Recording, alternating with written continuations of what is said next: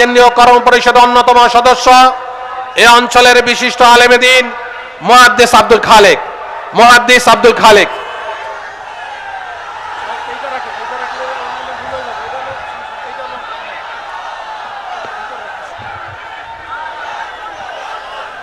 আসসালামু আলাইকুম ওয়া রাহমাতুল্লাহি ওয়া বারাকাতুহু।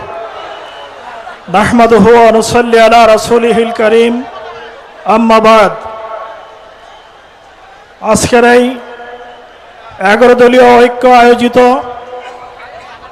খুলনা বিভাগীয় মহাসমাবেশের জনাব সভাপতি, বাংলাদেশ জামাত ইসলামীর সম্মানিত সেক্রেটারি জেনারেল, জননেতা, সাবেক এমপি জনাব অধ্যাপক মিয়া গোলাম পরোয়ার সাহেব সহ সম্মানিত প্রধান অতিথি এবং 11 ঐক্য দলের জোটের সম্মানিত নেতৃবৃন্দ ও সম্মানিত খুলনা বিভাগীয় অধিবাসীবৃন্দ, সম্মানিত ভাইরা, বিএনপি পার্লামেন্টে বলছে যে গণভোটে যে আমরা রায় দিয়েছিলাম, আমরা নাকি না জেনে না বুঝে রায় দিয়েছিলাম।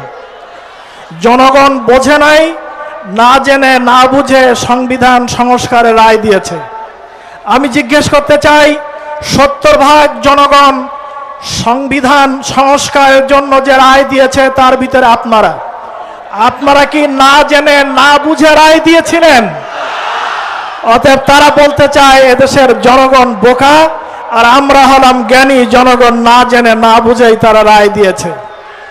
বন্ধুগণ, জনগণ যে রায় দিয়েছে, 70% জনগণের এই রায় তোমাদেরকে মেনে নিতেই হবে।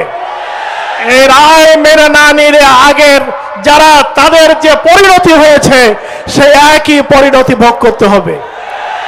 আজকে আমরা যে সময় খুলনায় দাঁড়িয়ে কথা বলছি, সে সময় খুলনার আইন শৃঙ্খলা পরিস্থিতি, মসজিদের ভিতরে ঢুকে গুলি করে মানুষকে আহত করা হচ্ছে।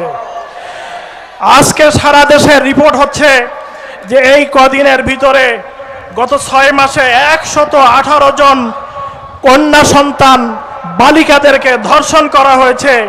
17 জনকে ধর্ষণ করার পরে তাদেরকে হত্যা করা হয়েছে। পত্রিকা রিপোর্ট হলো এই 1 বছরের ভিতরে সুইস ব্যাংকে যে টাকা জমা হয়েছে তার পরিমাণ হলো 12,763 কোটি টাকা। এই টাকা কারা বিদেশে পাঠাচ্ছে তাদের নাম প্রকাশ করুন। কারা দেশের জনগণকে কষ্ট দিয়ে এই কোটি কোটি টাকা, লক্ষ কোটি টাকা বিদেশে পাঠাচ্ছে তাদের নাম প্রকাশ করুন। গণভোটের রায় বাস্তবায়ন করুন, জনদুর্ভোগ দূর করুন, দেশে শান্তি শৃঙ্খলা ফিরায় আনেন। খুলনা সহ দক্ষিণ অঞ্চল উন্নয়নের রোড ম্যাপ হিসাবে এটাকে গ্রহণ করুন। এই দাবি জানিয়ে আমি আমার বক্তব্য শেষ করছি। আসসালামু আলাইকুম ওয়া রাহমাতুল্লাহি ওয়া বারাকাতুহু।